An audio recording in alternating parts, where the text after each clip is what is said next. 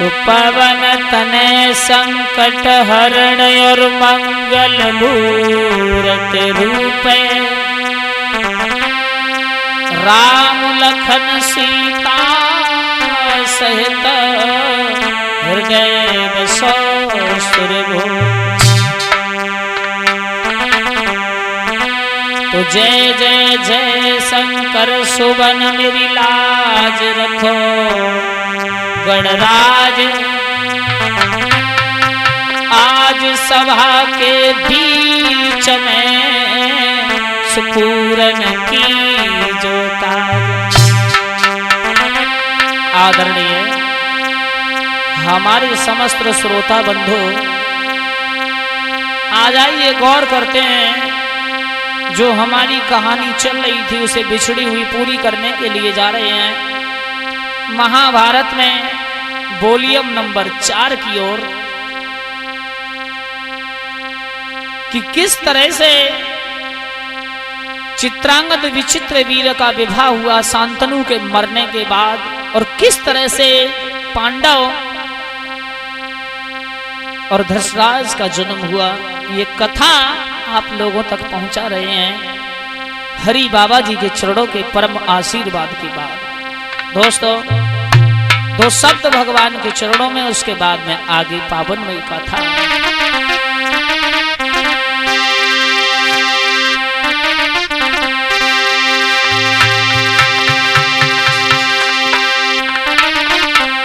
विष्णु पिता लक्ष्मी मैया पति मेरी रखो लाज मेरी रखो, पति मेरी रखो लाज मेरी रखो।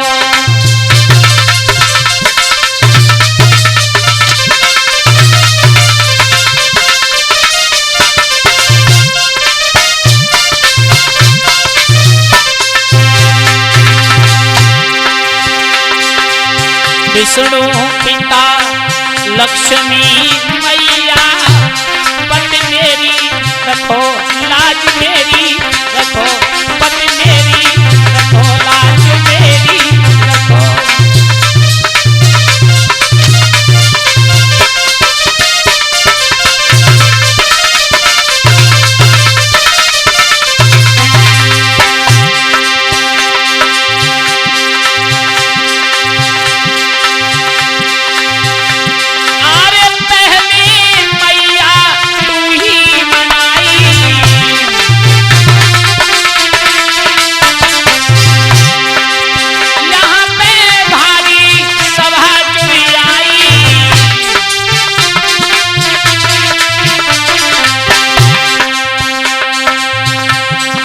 नैया की पार लगैया पति मेरी रखो लाज मेरी रखो, पति मेरी रखो।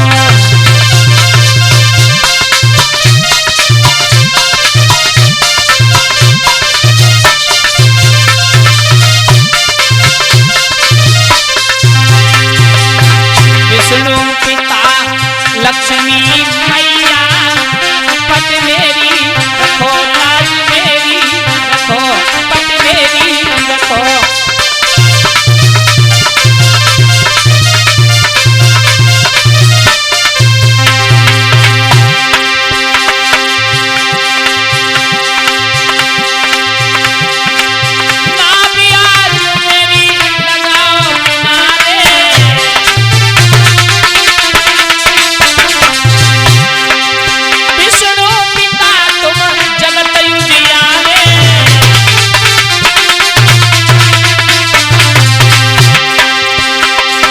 तुम हो नैया के खिवैया पति मेरी रखो लाज मेरी रखो, पति मेरी रखो।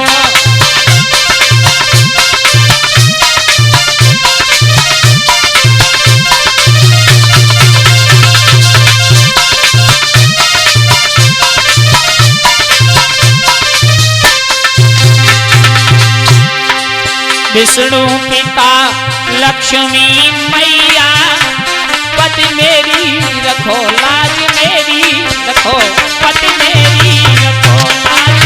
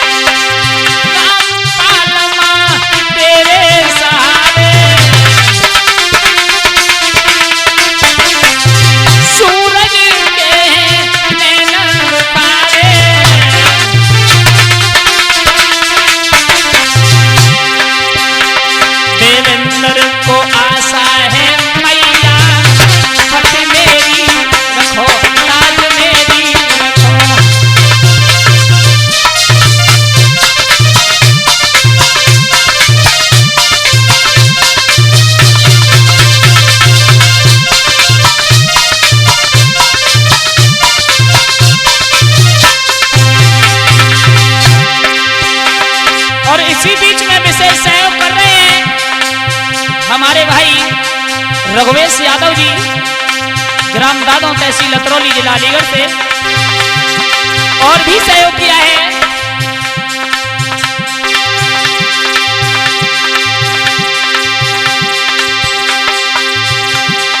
विशेष सहयोग किया है साथ में बड़े भाई भगवान दास दूधिया जी, ग्राम दादों, तहसील अतरौली, जिला अलीगढ़ से और भी विशेष सहयोग किया है श्रीमान गजेंद्र जी और श्रीमान डीलर साहब बड़े भाई जी।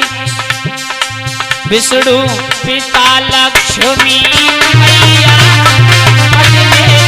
रखो लाज मेरी रखो।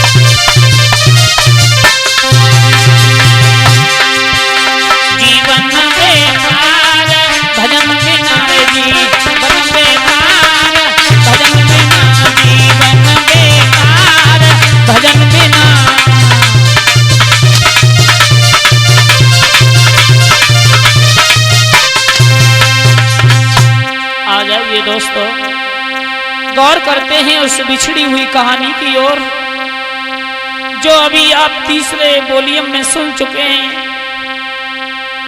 महाराज शांतनु का जैसे प्राणांत हुआ, महारानी सत्यवती भारी दुखी रहने लगी। दो पुत्र हैं जो शांतनु के बिंदु से प्राप्त हुए हैं, चित्रांगद और विचित्रवीर्य।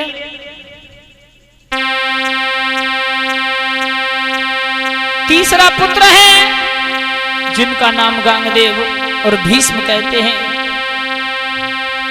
लेकिन अपनी मैया के दुख को बांटने के लिए भीष्म सुंदर सुंदर कथाएं सुनाते हैं, सुंदर सुंदर सत्संग सुनाते हैं। एक दिन आधी रात है,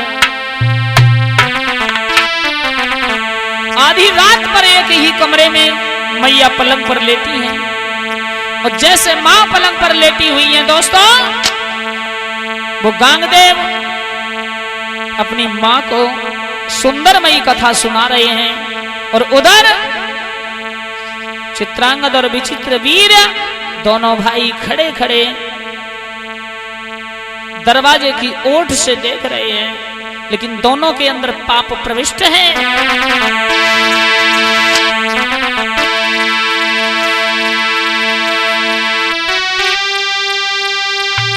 कि पाप की बातें दिल में छुपी,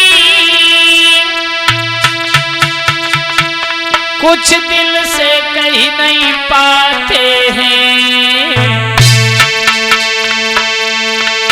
आज खड़े खड़े दोनों देखें भैया माता बतलाते हैं।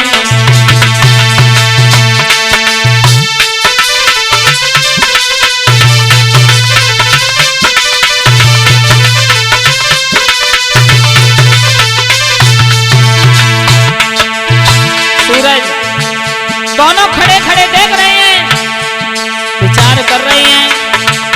पता नहीं ये भैया और ये माँ आपस में क्या बातें कर रहे हैं। आधी रात तक ये दोनों ना जाने कैसी कैसी बातें बतलाते हैं। इतना बड़ा पाप उन दोनों के दिल में छुपा हुआ है। दोनों खड़े दरवाजे पर और सूरज आज बतलाते हैं और आधी रात का घबराहट माते और धीरे से बतलाते हैं।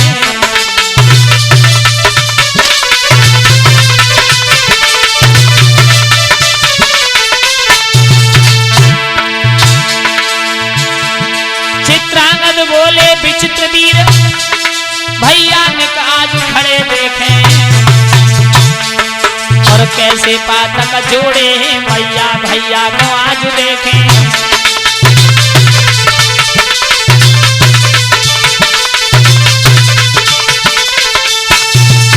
आज दोनों के दिल में विचार है, दोनों विचार कर रहे हैं कि माँ और भैया दोनों क्या खड़े खड़े आपस में रातों को बातें करते हैं। दोनों खड़े हैं, खड़े खड़े देखते रहे दोस्तों।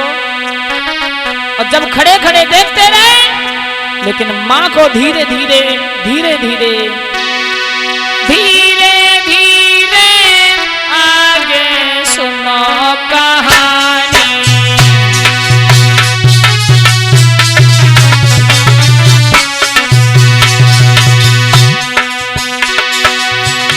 सूरज धीरे धीरे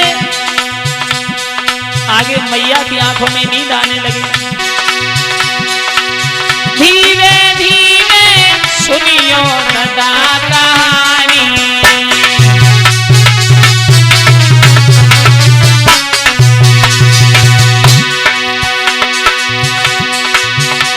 मैया की आँखें निंदिया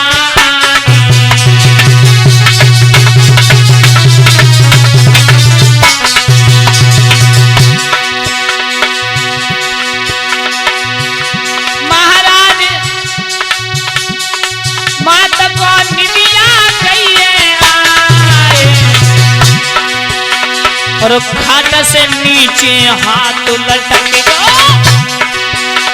और खाट से नीचे हाथ लटक गो।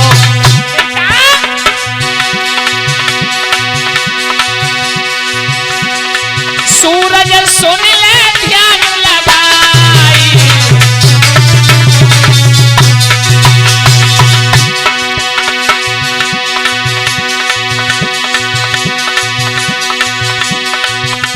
न होनी है बलवान विपत्ति दोनों सरमड़ रानी। भैया होनी है बलवान विपत्ति दोनों सरमड़ रानी।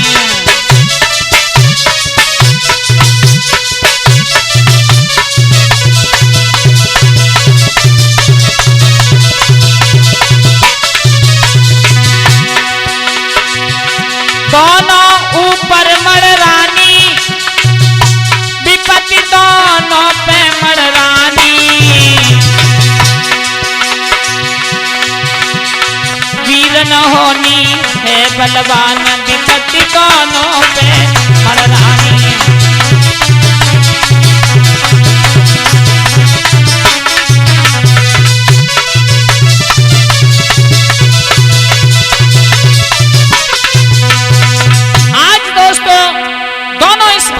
समय आगे चलता चला गया।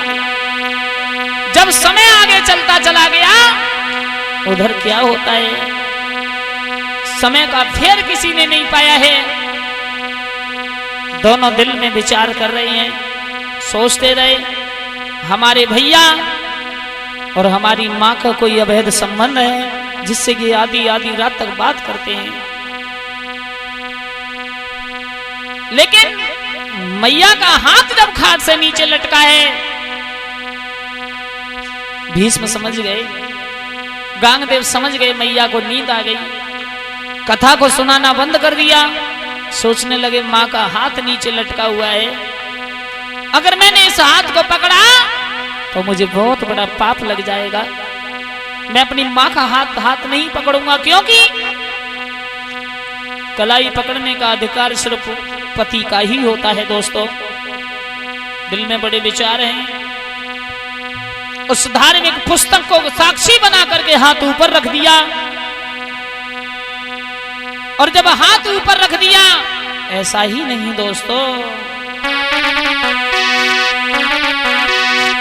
दिल में आवे अधिक विचार, सोई गई निंदिया में भोरी मैया।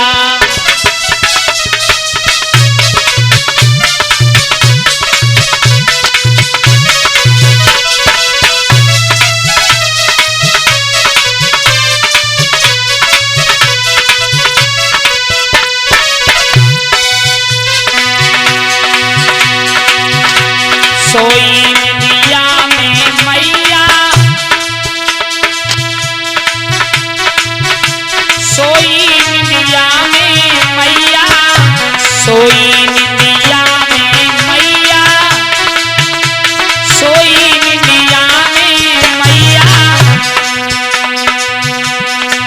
दिल में आवी अधिक विचार, सोई गई निंदिया में मेरी मैया।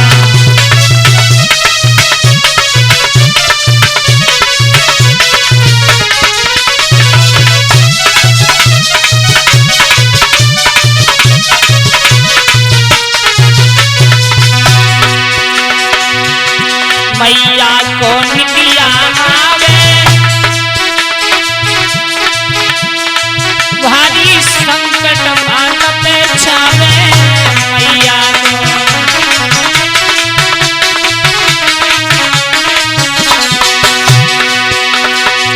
कैसे हाथ को पकड़े आज माता मेरी, सोई गई निंदिया में मैया।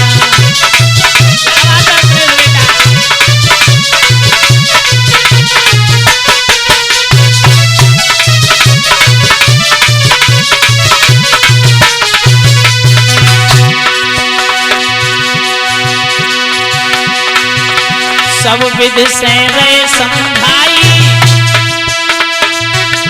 मैया को निंदिया आई।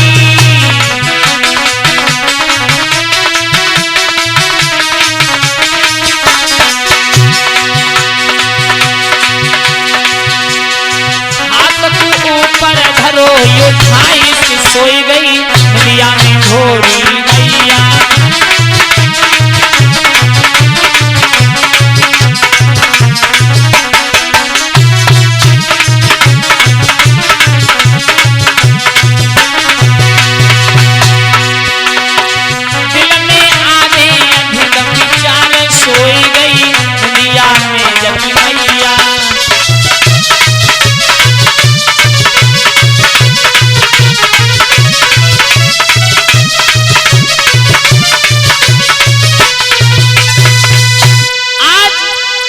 बार बार दिल में विचार कर रहे हैं, सोच रहे हैं, हे भगवान, मेरी माँ को नींद आ गई, अगर मैंने माँ का हाथ पकड़ा तो बहुत पाप लग जाएगा।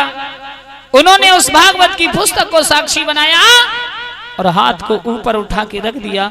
और दोस्तों, जैसे ये हाल उन दोनों ने देखा है, आहा, बड़ा उल्टा हो गया, बड़ा गजब हो गया। कुछ समझ में नहीं आता। सोचने लगे, माँ और बेटे का सच्चा प्रेम है, हमने बहुत बड़ा गलत भाव समझा, हमने बहुत बड़ा गलत भाव समझा। लेकिन भैया और माता का तो माँ बेटे का प्यार है। चित्रांगद कहने लगा, भैया विचित्र वीर, हमको तो मनसा पाप लग गया, और भैया ये मनसा पाप अब हमारा कैसे छूटेगा। सुबह जब हुआ, दोनों आकर के खड़े हो गए, और दोनों खड़े कहां पहुंचे, भीष्म के पास। कहने लगे, भैया अगर किसी को मनसा पाप लग जाए तो उसका छुटकारा कैसे मिलेगा। भीष्म नहीं समझ पाए कि इन दोनों को मनसा पाप लगा हुआ है, वो भी दोनों नहीं बता पाए। कि हमको लगा हुआ है घृणा की वजह से।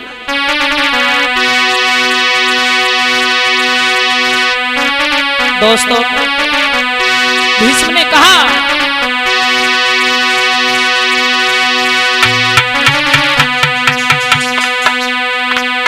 अरे मनसा पाप है बुरी बीमारी, भीष्म ने समझाई।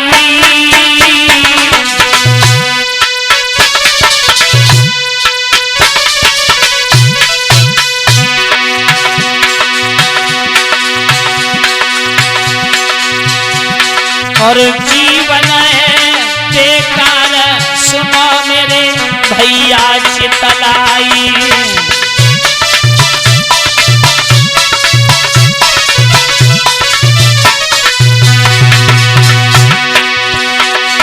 भीष्म ने कहा भैया, मनसा पाप बहुत बीमारी है,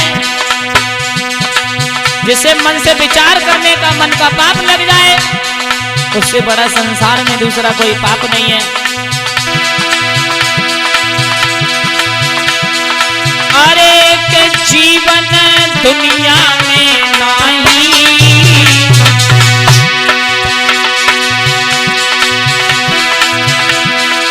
अरे के जीवन दुनिया में नहीं, और तज देओ अपने प्राण, पाप जब छूटे हो जाई।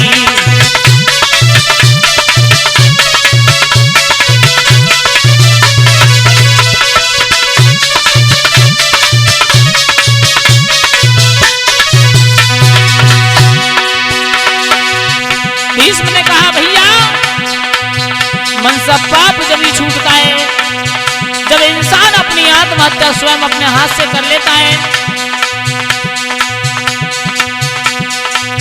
जबर की खोर में जाकर के धुआं घोट करके मरता है। वेदनाएं दिल को खोलो है, अरे वेदनाएं दिल को खोलो है,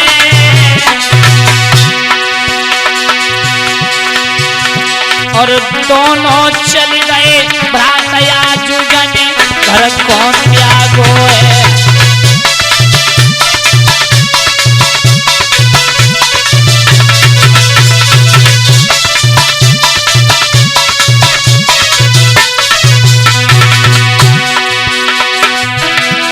पहुंच गए जंगल में जाई,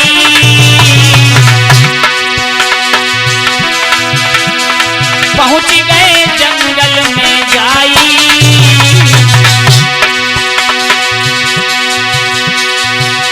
और अग्नि में गए कूद मरे अगर दोनों को भाई।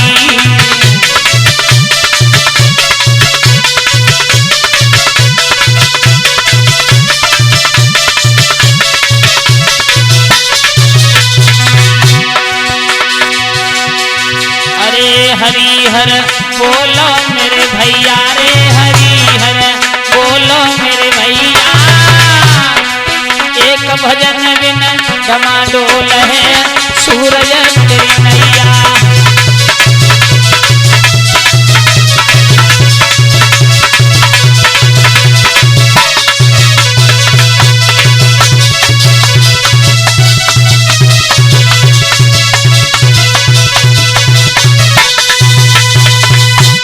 दोस्तों, दोनों भाई जाकर के बर की खोड़ में समाप्त हो गए, और जैसे दोनों भाई समाप्त हुए हैं, उधर समय आगे व्यतीत चलता गया। सूरज जब समय आगे व्यतीत किया है,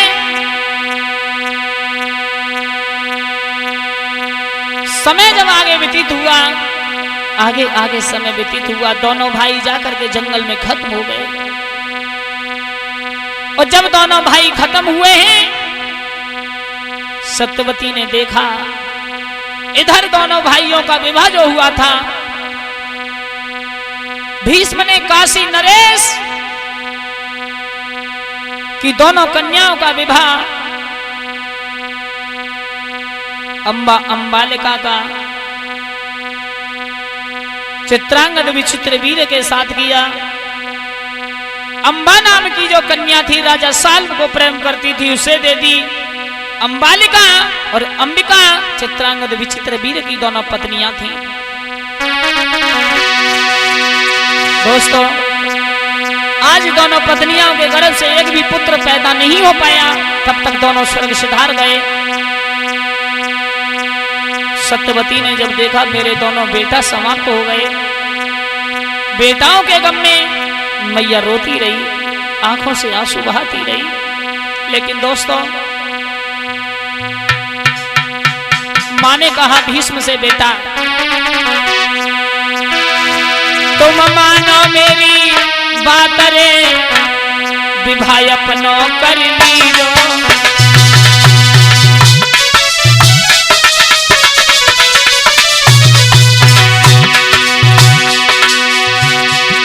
तुम मानो मेरी बात, विवाह कर लीजो। और तीनों भाभी प्यारी है, संतान उत्पन्न कीजो। सत्यवती ने कहा, बेटा ये तीन तुम्हारी भाभी हैं, अंबालिका और अंबिका, और तीसरी दासी है विडरमा, ये भी विधवा है। आप तीनों से विवाह करके संतान की उत्पत्ति करें। लेकिन दोस्तों,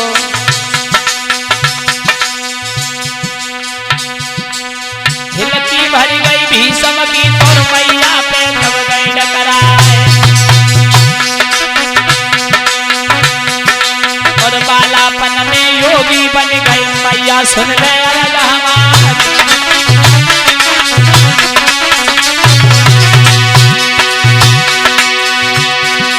और हिलकियां भर गई तब भीष्म की मैया, सुन ले अरज हमार। और बालापन में योगी बन गई मैया, सुन ले कान लगा।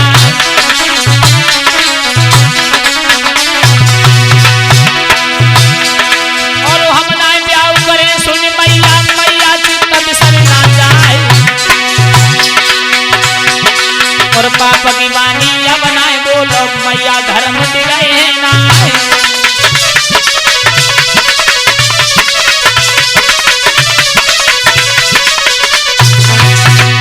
भैया पैर पकड़ के गई मात वो माफी दे दीजो। वीरन पैर पकड़ के गई मात वो माफी दे दीजो। वीरन पैर पकड़ के गई मात वो माफी दे दीजो।